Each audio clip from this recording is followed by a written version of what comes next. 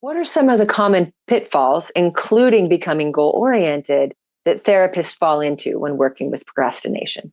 The goal-oriented piece is really important because there's an assumption there that because the client is telling you that they want to get something done, that that's actually the case. The reality is that a fairly high percentage of cases, what we experience or what we discover when we start exploring with the client is that there really is a part of them for a variety of reasons that we'll go into, but there's a part of them that really doesn't want to do it. And again, it's not because they're bad or lazy, it's because there's some other emotional dynamic going on.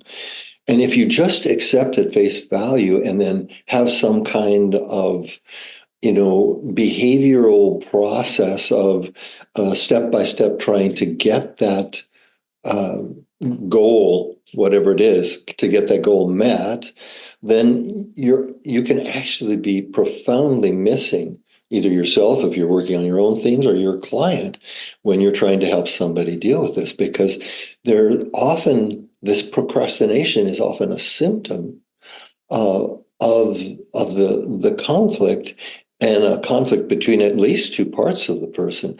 And if you just assume that the goal is what's important here, you can really miss this whole other part of the person that you're working with, or this whole other part of yourself. And there's so much information and possibility for deeper connection as we begin to address those parts of ourselves that we are disconnected from. So we don't want to, fall into the trap of buying that we're going to just ignore one part of the internal dynamic. And of course, as you said, Sherry, that's consistent with Dharma in general. Yeah.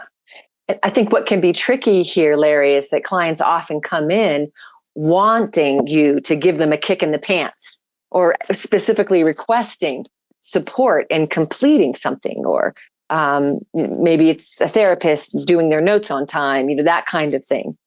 And it can be really tricky not to fall into that, giving them what they think they want, and in doing so, choosing a side of the dynamic.